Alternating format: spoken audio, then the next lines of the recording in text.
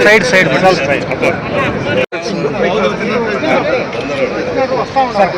Sir, ಸ್ವಲ್ಪ side ಬರ್ರಿ sir. ಸ್ವಲ್ಪ ಹಿಂದೆ ನಿಂತ್ಕೊಳ್ಳಿ. ಅಗಲ ನಿಂದ್ರಿ, ಅಗಲ ನಿಂತ್ಕೊಳ್ಳಿ. ಅವರೇ ಹಾಕಿ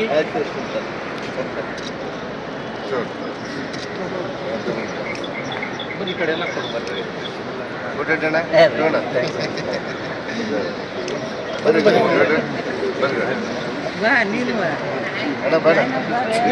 ಏನಮ್ಮ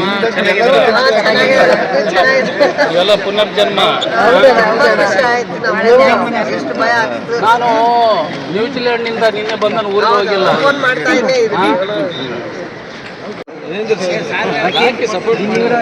ಸರ್ ಸಿಸ್ಟಮ್ಯಾಟಿಕ್ ಸುಮ್ಮನೆ ಅಡ್ಡಾಡಿನಿಂದ ನಾವು ಇಷ್ಟೊಂದು ಬೇಗ ಬರೋದಕ್ಕೆ ಅವಕಾಶ ಆಗಿದ್ದು. ಇದರಲ್ಲಿ ಎರಡನೇ ಮಾತಿಲ್ಲ. ನಮ್ಮ ತಾಯ್ನಾಡು ಕರ್ಕೊಂಡು ಬಂದಿದ್ದೆ ಇವರೇ.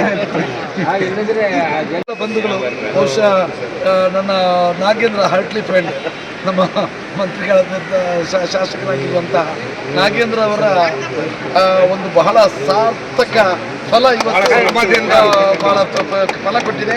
ಅವ್ರು ಭಾಳ ಡೇ ಒನ್ನಲ್ಲಿ ನನ್ನ ಮಗನಿಗೆ ಕಾಲ್ ಮಾಡಿ ದುಡ್ಡು ಎಷ್ಟು ಬೇಕಾದ್ರೆ ಖರ್ಚಾಗಲಿ, I want my people has to be discussed ಅಂತ ಹೇಳುವಂಥ ಸಂದರ್ಭದಲ್ಲಿ ನಾನು ಅಲ್ಲಿ ನನ್ನ ಕೆಲವು ವಿಧಾಯತಿ ತಂಡದವರಿಂದ ಇವರನ್ನು ಮೀಟ್ ಮಾಡಲಿಕ್ಕೆ ಹೇಳಿದೆ.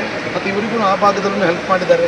ಬಹುಶಃ ಇಂಥ ಸಂದರ್ಭದಲ್ಲಿ ಈ ಸೇವೆಯನ್ನು ಮಾಡಿದಂತಹ ನಾಗೇಂದ್ರ ಅವರು ಆದಷ್ಟು ಬೇಗ ಮಂತ್ರಿಯಾಗಿ ಬರಬೇಕು. ಅದೇ ಥರ ಅದೇ ಆಗಲೇಬೇಕು. ಮತ್ತು ನಮ್ಮ ಎಲ್ಲರ ಆಶೀರ್ವಾದ, ದೇವರ ಅನುಗ್ರಹ ಅವರಿಗೆ ಇರಬೇಕು. ನಮ್ಮ ಕ್ಷೇತ್ರದವರು ಸರ್ ಎಲ್ಲರಿಗೆಲ್ಲ ನಾವು ಬರ್ತಾ ಇರ್ತೇವೆ. ಬನ್ನಿ ಸರ್. ಬಳ್ಳಾರಿ ನಾವು ಸಾರ್ ಕ್ಷೇತ್ರದವ್ರು ಅಲ್ಲೇ ಇರೋದು. ಈಗ ನಾವು 28ನೇ ತಾರೀಕು ನಮಗೆ ನಾವು ಫ್ಲೈಟ್ಗೆ ಹೋದ್ವಿ. ಏರ್ಪೋರ್ಟಿಗೆ ಹೋದರೆ ಅಲ್ಲಿ ಏರ್ಪೋರ್ಟ್ಲಿ ಎಲ್ಲ ಮುಚ್ಚಿದೆ ಅಂತ ಹೇಳಿದ್ರು. ಅಲ್ಲಿಂದ ನಾವು ಫಸ್ಟ್ನೇ ಒಂದು 2 ಗಂಟೆ ಅಡ್ಡಾಡಿದ್ವಿ. ನಮಗೇನು ಹೊಸ ಊರು ಗೊತ್ತಿಲ್ಲ. ದುಬೈ ಲಾಡ್ಜ್ಗಳು ಅದು ಇದು ಏನಂತ ಭಾಳ ಭಯಪಟ್ಟಿದ್ವಿ. ಬಾಂಬ್ ಬೀಳ್ತಿದ್ದಾವ ಹಾಗೆ ಅಂತೇಳಿ. ಆ ಟೈಮ್ನಲ್ಲಿ ರೇಣುಕಾ ಪ್ರಸಾದ್ ಅವರು ಏನೋ ಮೊದಲು ಟೂರ್ ಹಾಕ್ತಾರಲ್ಲ ಅವರು, ಅದಕ್ಕಾಗಿ ಅರೇಂಜ್ಮೆಂಟ್ ಎಲ್ಲ ಮಾಡಿದರು. ಅದಾದ ನಂತರ ನಾವು ನೆಕ್ಸ್ಟ್ ನಾವು ಫಸ್ಟ್ ಕಾಂಟ್ಯಾಕ್ಟ್ ಮಾಡಿದ್ವಿ ಇವರಿಗೆ, ನಾಗೇಂದ್ರ ಅಣ್ಣ ಸಾರಿಗೆ ಅವ್ರಿಗೆ, MLAರಿಗೆ. ಈಗ ಅವ್ರು ಏನು ಹೇಳಿದ್ರು, ಎಲ್ಲವುದು ನಮಗೆ ನಜೀಬ್ ಅಂತೇಳಿ ಅವ್ರಿಗೆ ನಾವು ಹೇಳ್ತಲ್ಲ ಎಷ್ಟು ವಂದನೆಗಳು ಹೇಳಿದ್ರು ಸಾಲದು. ಬೆಳಗ್ಗೆ 6 ಗಂಟೆಗೆ ಬಂದರು, ಲೀವ್ ಹಾಕಿ ಬಂದಿದ್ದು ಸರ್ ಅಂತ ಹೇಳ್ತಿದ್ರು. ಲೀವ್ ಹಾಕಿ ಬಂದು ಸಾಯಂಕಾಲ ತನಕ ಇರ್ತಿದ್ರು. ರೋಜಾ ಇರ್ತಿದ್ರು. ನಮ್ಮ ಹತ್ರನೇ ಇರ್ತಿದ್ರು. ಅವರು ನಮ್ಮ ಹತ್ರನೇ ಅಲ್ಲೇ ಇರ್ತಿದ್ರು. ನಾವನ್ನ ಹೊರಗೆ ಅಲ್ಲಿ ಅಡ್ಡಾಡ್ತಿದ್ವು, ಅವ್ರು ಅಲ್ಲೇ ಕೂಡ್ತಿದ್ರು. ಆ ಕಾರಣವಾಗಿ ಆಮೇಲೆ ನಮಗೆಲ್ಲ ಊಟದ ಅರೇಂಜ್ಮೆಂಟ್ ಆಗಲಿ, ರೂಮಿಂದ ಆಗಲಿ ಎಲ್ಲವುದು ನಮಗೆ ನಾಗೇಂದ್ರ ನಮ್ಮ MLA ಸಾಹೇಬರು ಇದೆಲ್ಲ ಅನುಕೂಲ ಮಾಡಿಕೊಟ್ಟಿದ್ದಾರೆ. ಈಗ ನಾವು ಈಗ ಕೊಚ್ಚಿನ್ನಿಂದ ಬೆಂಗಳೂರಿಗೆ ಬರೋಕ್ಕೆ ಕೂಡ ಅವರೇ ಏರ್ ಫ್ಲೈಟ್ ಟಿಕೆಟ್ ತೆಗೆಸಿದ್ದಾರೆ. ಆ ಕಾರಣವಾಗಿ ವಿಶೇಷವಾಗಿ ನಾಗೇಂದ್ರ ಸಾಹೇಬರಿಗೆ, ನಮ್ಮ ಮಾನ್ಯ ಕರ್ನಾಟಕ ರಾಜ್ಯದ ಮುಖ್ಯಮಂತ್ರಿಗಳಾದ ಸಿದ್ದರಾಮಯ್ಯನವರಿಗೆ, ತುಕಾರಾಮ್ ಅವರಿಗೆ ಮತ್ತು ದಾವಣಗೆರೆ MP ಮೇಡಮ್ ಅವರಿಗೆ, ಭರತ್ ರೆಡ್ಡಿ ಅವರಿಗೆ, ನಮ್ಮ ಬಳ್ಳಾರಿ ನಗರದ ಕ್ಷೇತ್ರದ ಶಾಸಕರು ಎಲ್ಲರಿಗೂ ಪರೋಕ್ಷವಾಗಿ, ಪ್ರತ್ಯಕ್ಷವಾಗಿ, ಅಪ್ರತ್ಯಕ್ಷವಾಗಿ ನಮಗೆಲ್ಲ ಸಹಾಯ ಮಾಡಿರ್ತಕ್ಕಂಥ ಎಲ್ಲ ಗಣ್ಯರಿಗೆ ನಾವು ಚಿರಋಣಿಯಾಗಿ ಇದ್ದೇವೆ. ಮತ್ತೊಮ್ಮೆ ಅವರಿಗೆ ಕೃತಜ್ಞತೆಗಳನ್ನು. ಕನ್ನಡ ಸಂಘದವರು ನಮಗೆಲ್ಲ ಹೆಲ್ಪ್ ಮಾಡಿದ್ರು. ನಮಸ್ಕಾರ ಸರ್. ಈಗ ನಾವೇನು ಅಲ್ಲಿ ಹೆಲ್ಡಪ್ ಆಗಿದ್ವಿ, 23ಕ್ಕೆ ಹೋಗಿ 28ಕ್ಕೆ ರಿಟರ್ನ್ ಟಿಕೆಟ್ ಇತ್ತು ನಮಗೆ. ಅದ್ರ ಬಗ್ಗೆ ಸ್ವಲ್ಪ ವಿವರಣೆ ಕೊಟ್ಟಿದ್ದಾರೆ ಎಲ್ಲ. ಇವಾಗ ಅದರ ಪ್ರಕಾರ ನಾವೆಲ್ಲ ಅಲ್ಲಿ ಹೆಲ್ಡಪ್ ಆದಾಗ ಅದೇ ನಮಗೆ ಫುಲ್ಲು ಆತಂಕ ಆಗಿ, ದುಃಖ ಆಗಿ, ನಮಗೆಲ್ಲ ಆಡೋ ಟೈಮ್ನಲ್ಲಿ ಆಮೇಲೆ ಅಲ್ಲಿ ವಿಡಿಯೋ ತೆಗೆದು ಹಾಕಿದ ಮೇಲೆ ನಾಗೇಂದ್ರ ಸಾಹೇಬರು ನಮಗೆ ಇಮಿಡಿಯೇಟ್ ನಾಗೇಂದ್ರ ಸಾಹೇಬರು ಕಾಂಟ್ಯಾಕ್ಟ್ನಲ್ಲಿ ಇದ್ದರು. ದಿನಕ್ಕೆ 2-3 ಸತಿ ಫೋನ್ ಮಾಡ್ತಾಯಿದ್ರು ನಾಗೇಂದ್ರ ಸಾಹೇಬರು. 4-5 ಸಾರಿಗೆ ಫೋನ್ ಮಾಡ್ತಾಯಿದ್ರು. ನಮ್ಮ ವಿಚಾರ ತಿಳ್ಕೊತಾ ಇದ್ರು. ನೀವು ಗಾಬರಿ ಬಿಡಬೇಡಿ, ನಾನಿದ್ದೀನಿ, ನಮ್ಮ ಶಿಷ್ಯನ ಕಳಿಸ್ತೀನಿ ಅಂತ ಹೇಳ್ಬಿಟ್ಟು ನಮ್ಮ ಇವರು ಬ್ರದರು ನಜೀಬ್ ಅವರು ನಮ್ಮ ಜೊತೆಗೆ ಬಂದು ಅವರಿಗೆ ವಿಶೇಷವಾಗಿ ನಾವು ಧನ್ಯವಾದಗಳನ್ನು ಅರ್ಪಿಸಬೇಕು.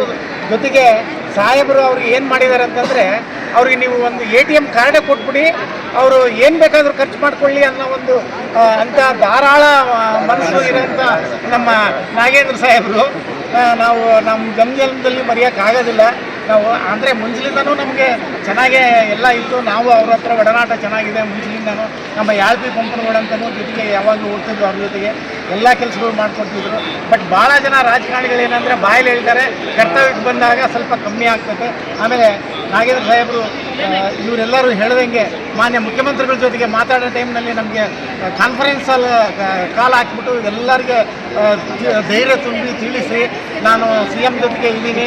CM ಕೂಡ ಪಾಪ ನಮಗೆ ಮಾನ್ಯ ಮುಖ್ಯಮಂತ್ರಿಗಳು ಏನು ನಮ್ಮ ಸಿದ್ದರಾಮಯ್ಯ ಸಾಹೇಬರು ಇದ್ದಾರಲ್ಲ, ಅವರು ನಮಗೂ ಎಲ್ಲರಿಗೆ ಒಂದು ಸಾಂತ್ವನ ಹೇಳಿ, ನೀವು ಗಾಬರಿ ಪಡೋದು ಬೇಕಾ, ನಿಮ್ಮ ಶಾಸಕರಿದ್ದಾರೆ, ನಾವಿದ್ದೀವಿ, ನಿಮಗೆಲ್ಲ ನಮಗೆ ಸುರಕ್ಷಿತವಾಗಿ ಬೆಂಗಳೂರಿಗೆ ಕರ್ಸ್ಕೊತೀವಿ ಅಂತಂದು ಹೇಳಿದ ಪ್ರಕಾರ ಅವರು ಅದಕ್ಕಿಂತ ಹೆಚ್ಚಿನವಾಗಿ ಶ್ರಮ ವಹಿಸಿ ನಮ್ಮನ್ನು ಇಲ್ಲಿಗೆ ಇವತ್ತು ಕರ್ಸ್ಕೊಂಡು ಬಂದು ನಮ್ಮನ್ನು ಅದ್ರ ಜೊತೆಗೆ ಈ ಇಂಟರ್ನ್ಯಾಷನಲ್ ಏರ್ಪೋರ್ಟ್ ಬೆಂಗಳೂರಿಗೆ ಬಂದು ನಮ್ಮನ್ನು ಇಲ್ಲಿ ರಿಸೀವ್ ಮಾಡಿದಾರಲ್ಲ, ಇದು ತುಂಬ ದೊಡ್ಡ ಗುಣ ಅಂತಂತೇಳಿ ನಾನು ಹೇಳ್ತೀನಿ. ಯಾಕೆಂದರೆ ನಾವು ಹೋಗಿ ಅವ್ರನ್ನ ಕಾಣಬೇಕಾಗಿತ್ತು, ಸರ್ ಹಿಂಗೆ ನೀವು ಒಳ್ಳೆ ಕೆಲಸ ಮಾಡಿದ್ದೀರಿ ಅಂತ.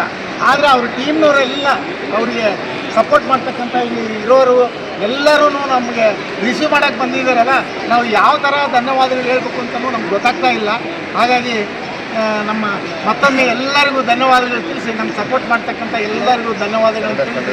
ಕನ್ನಡ ಅಲ್ಲಿ ದುಬೈನಲ್ಲಿ ಕನ್ನಡ ಸಂಘ ತುಂಬ ಜೋರಾಗಿದೆ, ಅವರೆಲ್ಲರೂ ನಮಗೆ ತುಂಬ ಸಪೋರ್ಟ್ ಮಾಡಿದ್ದಾರೆ. ಅವ್ರ ಜೊತೆಗೇನು ಇದ್ವಿ, ಅದ್ರ ಬಗ್ಗೆ ಈಗಾಗಲೇ ವಿವರಣೆ ಕೊಟ್ಟಿದ್ದಾರೆ, ಅದಕ್ಕೆ ಅದನ್ನು ನಾನು ಹೇಳಕ್ಕೆ ಹೋಗಲಿಲ್ಲ. ಆಮೇಲೆ ಇನ್ನೊಬ್ಬರು ಮಂಜುಳಾ ಅಂತೇಳಿ ಒಬ್ಬ TV ಇದಕ್ಕೆ ಲಿಂಕ್ ಇರೋರು, ಅವರು ಒಂದು ದಿವಸದ್ದು ಬ್ರೇಕ್ಫಾಸ್ಟದ್ದು ಅಮೌಂಟ್ ಎಲ್ಲ ಅವ್ರು ಪೇ ಮಾಡಿದ್ದಾರೆ. ಮತ್ತು ಇನ್ನೊಂದು ದಿವಸ ನಮ್ಮ ಕೋಟ್ರೆಡ್ಡಿ ಮಾಡಿದ್ದಾನೆ. ಯಾಕಂದರೆ ಒಬ್ಬರಿಗೆ ಬರ್ಡನ್ ಆಗಬಾರ್ದು, ಈ ಥರ ಎಲ್ಲ ಇರೋದ್ರಿಂದ ಎಸ್ ಸರ್, ಈ ಥರ ಆಗಿರೋದ್ರಿಂದ ನಮಗೆ ಮಾತಾಡೋಕ್ಕೆ ಮಾತುಗಳೇ ಬರ್ತಾ ಇಲ್ಲ. ಯಾಕಂದರೆ ಈ ಸಂತೋಷದಲ್ಲಿ ನಮಗೆ ಏನು ಹೇಳ್ಬೇಕಂತ ಗೊತ್ತಾಗ್ತಾ ಇಲ್ಲ. ಆದರೂ ಮತ್ತೊಮ್ಮೆ ಎಲ್ಲರಿಗೆ ಧನ್ಯವಾದಗಳನ್ನು ತಿಳಿಸಿ ನಾನು 2 ಮಾತನ್ನು ಮುಗಿಸ್ತೀನಿ. ಎಲ್ಲ ಅಗಲಾಗ್ಬಿಟ್ಟು ಬರ್ರಿ, ಸ್ವಲ್ಪ ಅಗಲಾಗ ಬರ್ರಿ ಬರ್ರಿ ಬರ್ರಿ ಬರ್ರಿ ಸರ್.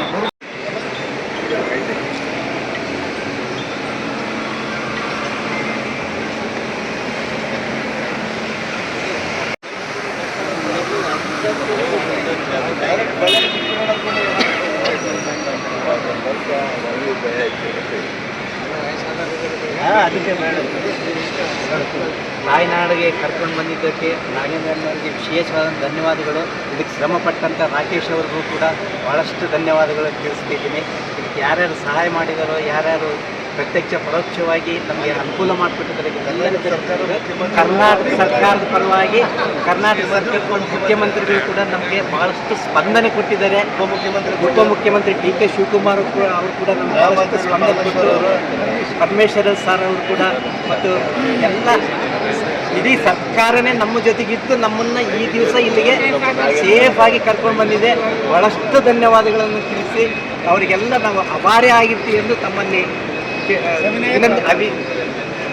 ಧನ್ಯವಾದಗಳು ತಿಳಿಸಿ. ಧನ್ಯವಾದಗಳು.